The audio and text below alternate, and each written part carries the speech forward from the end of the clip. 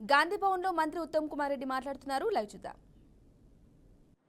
Okay, మరి అదే విధంగా అసలు ఏం స్కామ్, సన్నబియ్యం స్కామ్ అసలు సన్నబియ్య స్కామ్. ఒక్క గింజ కొనలేదు, ఒక్క రూపాయి ఖర్చు పెట్టలేదు. మేము ఒక టెండర్ ప్రక్రియ చేసినాము, అది మేమే నిలిపివేసినాము. ఇప్పుడు ఉన్న మా దగ్గర ఉన్న స్టాక్ ఉన్న సన్నబడ్డ నుంచే బిల్లింగ్ చేసి సప్లై చేయబోతున్నాము. అయినా సరే 42 రూపాయలకి ఇస్తే మాత్రం అది ప్రభుత్వానికి పిల్లలకు చాలా మేలవుతుంది. మేమేమైతే టెండర్ కండిషన్ పెట్టినామో ఆ టెండర్ కండిషన్స్ లో మీరు అన్ని యాక్సెప్ట్ చేస్తే 42 రూపాయలకు సప్లై చేయమని చెప్పి మేము బహిరంగంగా ఆ రెండు పార్టీలకు కూడా మేము పిలుపునిస్తున్నాం. అదేవిధంగా పిల్లల విషయం, నేను 30 ఏళ్ళ రాజకీయం, 30 ఏళ్ళ సంది ప్రజాప్రతినిధి ఉన్నా, 6 సార్లు ఎమ్మెల్యే ఉన్నా, ఎంపీ ఉన్నా, ప్రతిపక్షంలో ఉన్నా, అధికార పక్షంలో ఉన్నా, ఉమ్మడి ఆంధ్రప్రదేశ్ లో మంత్రి ఉన్నా, రాష్ట్ర కాంగ్రెస్ పార్టీ అధ్యక్షుడు ఉన్నా, మళ్ళా మంత్రి ఉన్నా. మిల్లర్లపై ఇంత ఖచ్చితమైన రూల్ మైండెడ్, పూర్తిగా రూల్స్ అండ్ ప్రొసీజర్స్ పోయే ప్రభుత్వం ఇదే మొదటిసారి చెప్పి మనం చూస్తున్నాం. గతంలో ఇష్టం లేకుంటే ఒక తీరుగా వసూలు చేసుకోవడం ఇవన్నీ కామన్ ఉండేవి. ఈ రాష్ట్రంలో మేము అనుకునేది రైస్ మిల్లింగ్ పరిశ్రమ మేము ఒక మంచి పరిశ్రమగా కొన్ని లక్షల మందికి ఉపాధి కల్పిస్తుంది, ఈ రాష్ట్ర ఎకానమీ కూడా ఎంతో ఉపయోగపడే పరిశ్రమ అని భావిస్తున్నాం. కానీ అందులో ఉన్న కొంతమంది తప్పు చేసే వాళ్ళని మేము గవర్నమెంట్ ప్రొసీజర్స్ ప్రకారం యాక్షన్ తీసుకుంటున్నాము. డిఫాల్ట్ చేసే రైస్ మిల్స్ కి మళ్ళీ ధాన్యం ఇవ్వడం లేదు. పెద్ద ఎత్తున డిఫాల్టర్స్ కి కేసులు ఫైల్ చేస్తున్నాము, రెవెన్యూ రికవరీ యాక్ట్ పెట్టినాము, కొన్ని ఎక్స్ట్రీమ్ సందర్భాల్లో అరెస్ట్ కూడా చేయడం జరిగింది. కానీ అది నార్మల్ గా మా విధానం కాదు. మేము on the whole rice mill పరిశ్రమని మేము ప్రోత్సహించదలుచుకున్నాం. కానీ ఎవరైతే గవర్నమెంట్ స్టాక్ ఉంచుకొని ఆ స్టాక్ ని అమ్మేసుకొని అది వాపసు ఇవ్వమంటే మరి ఇబ్బంది పెడితే మేము కస్టోడియన్స్ ఆఫ్ పబ్లిక్ ప్రాపర్టీ, అది రికవర్ చేయాల్సిన బాధ్యత మాది. మరి వీళ్ళకి ఎందుకు ఇంత ఇబ్బంది వస్తుందో బీఆర్ఎస్ కి బీజేపీకి వాళ్ళు చుట్టూ చేరింది. ఈ డిఫాల్టర్ రైస్ మిల్స్ వాళ్ళ చుట్టూ చేరి వాళ్ళ ద్వారా ఈ రోజు వాళ్ళు మాట్లాడిస్తున్నారు. షకీల్ ఎక్స్ఎమ్మెల్యే టిఆర్ఎస్, కరీంనగర్ లో భువనగిరి వేణుగోపాల్ గారు ఎవరికి మిత్రుడు, కరీంనగర్ వాసులు చెప్తారు.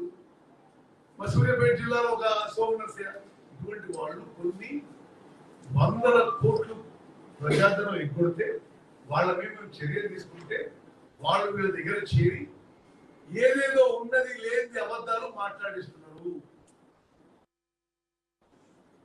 అసలు కొందరి స్టేట్మెంట్లు లేఖలు కన్ఫ్యూజన్ ఉన్నాయి.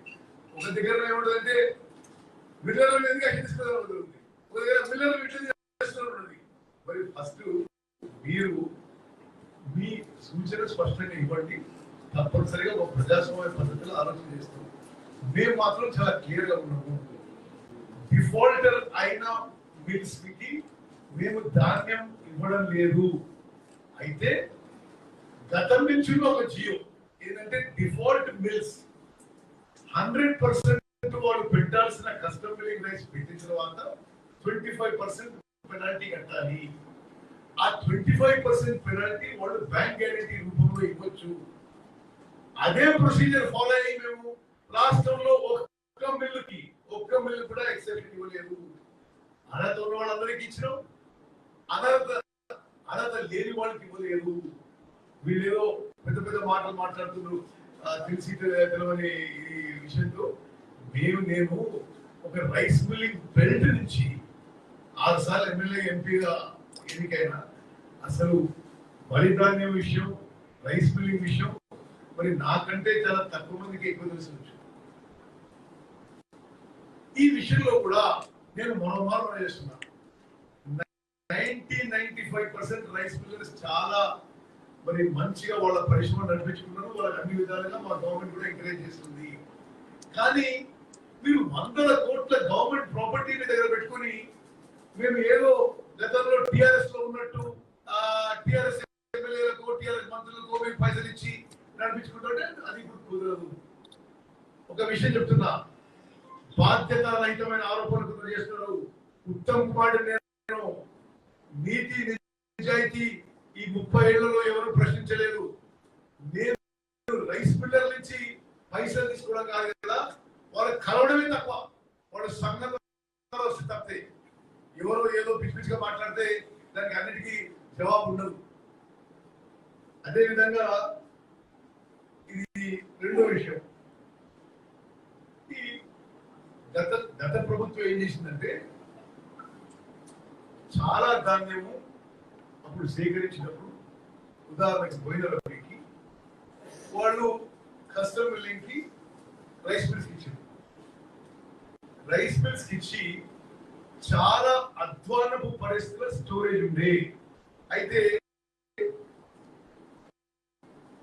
7 జూన్ 2023కి రాష్ట్ర రైస్ మిల్లర్ అసోసియేషన్ ఈ ప్యాడీని మీరు ఆప్షన్ చేయండి, ఈ ప్యాడీ చాలా డిస్కలర్ అయి మొలకెత్తింది, ఇది damage discolour paddy is not suitable for milling into rice and also not fit for human consumption. ఇది రైస్ మిల్లర్ లిస్ట్ లో లేదు అప్పటి ప్రభుత్వానికి. Therefore, we humbly request the Honorable Minister for Civil Supplies to kindly issue necessary orders due to the reasons explained above for the inferior quality of paddy procured in Rabi 22-23 to conduct auction open market sales due to the paddy getting less OTR. The less OTR అంటే ఆ paddy milling చేసిన బియ్యం తక్కువ వస్తుంది అని.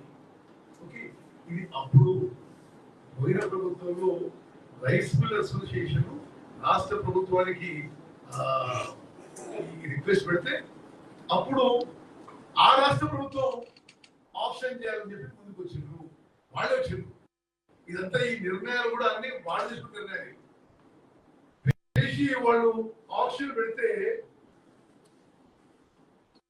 గత ప్రభుత్వం paddy ధాన్యం ఆప్షన్ పెడితే అప్పుడు వచ్చిన రేటు 1700 రూపాయలు. 1700 రూపాయలు ఏది అప్పుడు ధాన్యం కేవలం 3-4 నెలల ఏజ్ ఉండే,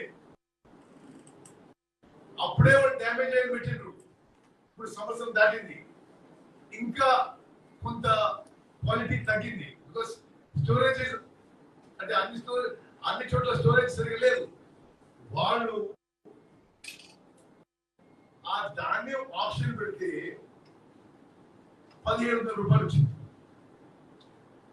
అయితే మేము ఆప్షన్ పెడితే ఎంత వచ్చింది? మేము ఆప్షన్ పెడితే దొడ్డు రకాల ప్యాడీకి వాళ్ళు 1700 పెడితే మాకు 2007 వచ్చింది. 2007 రూపాయలు పర్ క్వింటాల్. వాళ్ళు సన్న రకం ధాన్యానికి వాళ్ళకి 1700 వస్తే మాకు 2407 వచ్చింది. అంటే దీనికి